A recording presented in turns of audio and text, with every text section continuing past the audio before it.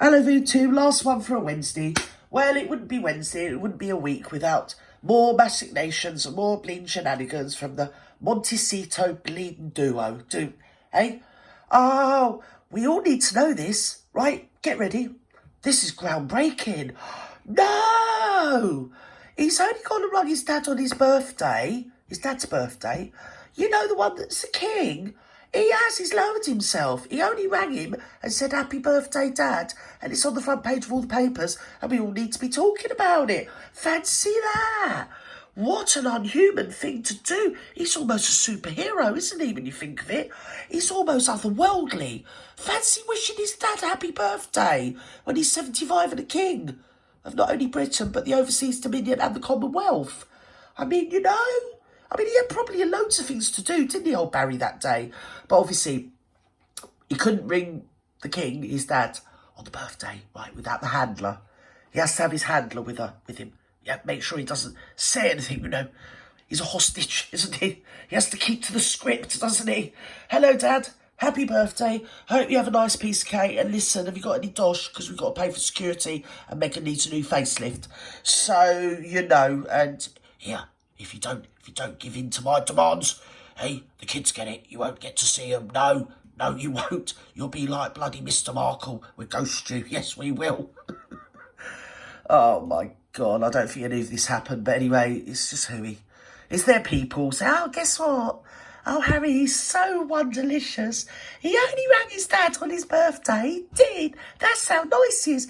Honestly, he's virtually a man of the people, VooTube. He is. Hosanna, Hosanna, Santa, Santa, ho.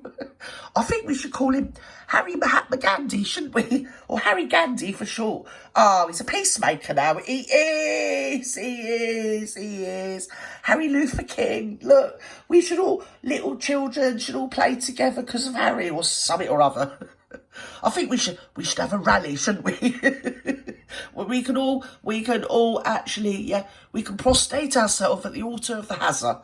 Oh, he's so human and wonderful and down to earth. He's rung his dad on his birthday. Oh, dear. Anyway, stop, Gert. You're losing your mind, dear. What do we know about this? Well, what we do know is they're full of hooey. A relief to know that our monarch got a phone call from his son yesterday. I mean, it's great news. They haven't spoken, apparently, since the Queen's funeral, but yesterday they... When I heard, I did pop out, put my bunting back up, because I've got it left over from the constipation. Do you know what I mean? I thought we'd celebrate. I mean, you know, I thought what I'd do is we celebrate and I'll roast up a bleeding chicken. Yes, a vegetarian one, obviously, you know. In the whole thing of, yeah, I want to bask in the reflective glory of Meghan on my front page because she made Harry ring her dad or something. No one cares or believes. Go on. I'm out to have a little chat. Meghan was there as well. Oh, she would be. Well, she would be because it's probably all about Meghan, wasn't it? Hey, yeah. Anyway, Dad, happy birthday. And then probably Meghan took the phone. Oh my God, I've had such a terrible time. I mean, you wouldn't believe it. People are so common, you know. You need to save us. We need security. Your son only said that he killed people in, hey, Mr. Tallyman, tally me bananas. And he's upset them all, you know. Yes. Oh, he's put my life at risk, he is, Charles. Oh, he is. Bleeding pair of bleeding numpties. Cordial and friendly. Which, cordial and friendly. Probably actually represents great progress in their relationship. And I think there is some suggestion that maybe relations are thawing between... Well, no, it isn't, because what he wants is he wants to get his snout back in the trough. I mean, you know, they're probably recording something and it's probably going to be in their next documentary, / hashtag new book, you know, podcast, whatever. And every interview they give from now to Kingdom Come. So, yeah. And also, I think they think, well, we would have some sort of gravitas and we would have some sort of kudos if we could rejoin the royal family and have a cut of the slice of what William and Bleeding Catherine keep getting. Yeah, and also wouldn't have to pay tax in America. So, you know, ring your dad has, for bleeding hell's sake, ring your bleeding dad. Here, put Archie, and where's the doll? Put the doll on your lap. Here, make him believe that they're real. Buckingham Palace and Montecito. Now, as you know, I lived in Windsor for 7 years, and on that day when... I'm sorry, I've got to say, he's one man I really cannot stand. I'm sorry, I've tried, and I can't do this, man, I can't. How that woman, who's heavily pregnant, she's due to give birth, like, in December, can sit next to that man every day Well, I unsubbed to them anyway, but anyway, I'm using their material because guess what? I can. Go on. 4 of them came down. Jeremy after the Vile. Queen's death. Hello, I'm really And vile. my son Oliver was the 5th person to put flowers in front of the gate. Oh, it's narcissistic. It's just so crazy. I saw the Netflix crew following. I wonder, and I could be cynical, Jack Elson, I wonder whether the call was recorded, audio or visual-wise, by Harry and Meghan for some future blockbuster about the royal family. What is it about Talk TV? They've got these people. I don't mind Mike Graham, the big lad. I don't mind Kev O'Sullivan. But Piers Morgan, Jeremy Kyle, Julia Hartley-Brewer. The show is just about them, isn't it? They are the star. They are the legend in their own lunchtime. They are. Look at me, look at me, look at me. And if they have anybody half sensible on, right, they go on and on and on and on and on and on and on, right? And then give them about the people that they're asking the question about a second. Go, oh, sorry, that's it. We got to go because we've got to go to the ad break. You're just like, shut the flip up. They are literally. They make the news. They are the news. Well, they don't make the news. They are the news. And they do make the news because they machinate it. They spin it this way or spin it that way, don't they? Well, whatever way old Rupert Murdoch's rung up and told them to spin it. Or whoever's in charge of his firm now, if he's his son, innit? Oh, I don't care. I don't know what I'm on about. Go on, it's late. I've been busy all day. I'm knackered. Hurry up. Because that's what they do. They monetise their relationship with the royal family. Well, a bit like you do, mate. In my humble opinion. Are you suggesting this is some ploy to boost their publicity, Jeremy? I, for one, am shocked. Absolutely. I think you're all playing on the same side of the bleeding team there, you lot, aren't you?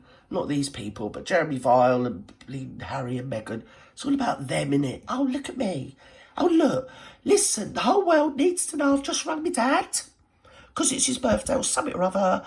And not only that, me missus, the trouble and strife, she gave me permission, so, well, I grabbed it by the horns, I did. I rang him, I went, happy birthday, Dad. She grabbed the phone off me and said, I want security. You're putting our lives at risk, you are. Yeah. And while we're about it, I want a bleeding apartment in Windsor Castle. I do. I'm royal. Look at me, I'm royal. Shocked at such a slanderous statement. Listen, I think that this is obviously quite nice. I have brung forth unto the world royal issue, and I demand a tissue and an apartment in Windsor Bleeding Castle right now. Friction in the family. In fact, now the old, what's her name? What's that old girl that used to live there? I can't think what her name is. So she's about 100, wasn't she? Little old lady. I think she used to clean up round there. Anyway, she had a pretty prime apartment, didn't she? She did, in Windsor Castle. To be fair, she had most of Windsor Castle. She was greedy. She was like that. But apparently she's off skid. So, I mean, you know, I think they should put the muchness in there. They should, Ambassador. Yeah. And maybe if they could, like, get rid of some of the houses in front so they've got a nice view towards the sea. Maybe they should use dynamite or something and just blow some areas up and get the sea to come in nearer so they've got... and they can have some banyan trees or something or other. Yes, it would be wonderful. Oh, it would. If they could just do something so they don't have to look over the M4. It's frightfully common. It's very common. All those Welsh people coming up from Wales, driving by the castle. I mean, no. I think we should. We should just blow the area up and we should reconstitute it for an area of natural beauty. And we should have some massive statues, mainly of the Meghanite. Yes, we should. Oh, it would be wonderful. It would be so classy and very authentic. Long time now, ever since the sort of Megxit took place, the subsequent fallouts, all of the interviews, all of the bad blood. All of the books. At the end of the day, they are still a family, a very quirky family, a very famous family. Quirky. Honestly, if any of you are British and remember Shameless, they make Shameless, the family in Shameless, seem more bleeding centred and normal. These people are absolutely beyond the pale. I do wish the poor old boy a happy birthday, 75 years old, bless him. It took him 75 years to get his everything, get his Camilla, make her queen, become the king. You know, it's been hard. He's sort of a tragic sort of figure, isn't he, old Charles? I mean, he's not a perfect man, but who is? I've never met a perfect man, and if you did, you think they were boring anyway.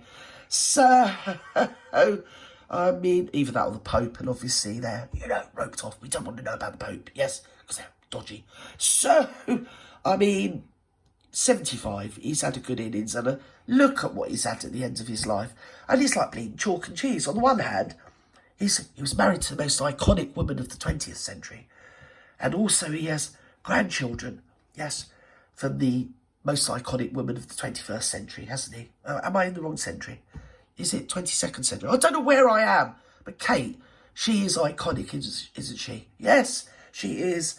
So, sort of, you know, he's on a hide into everywhere. And then he looks over there, and he's got a spare and the Meganite. Oh, my dear. It's like chalk and cheese. So you can't have something really good without putting up with Megan on the other hand, I guess. Oh, dear. She's going to change well. She's authentic, classy. Got a lot of history there. But a father and a son, I think it's quite nice they have had that phone call. However, you know what? No one cares. We may be sat here in a few months' time, having watched the new Netflix documentary, and you might be proved very right. Yeah, shut up, Jeremy. No one gives a stuff. You say too much. You never let the other woman join in. You're just annoying. To start with, literally no one cares. Secondly, no one cares. And also probably, because it's coming up to Christmas, I bet you anything, no one cares. And if he can ring his dad, why can't she ring her dad? And on that note, I'm going to say goodbye now because my brain is overheating. Good night now. I love you all, each and every one of you individually, and I wish you well. If it's morning, I wish you a happy day. If it's evening, I wish you a happy night, or a good night, or a peaceful night. Bye-bye now.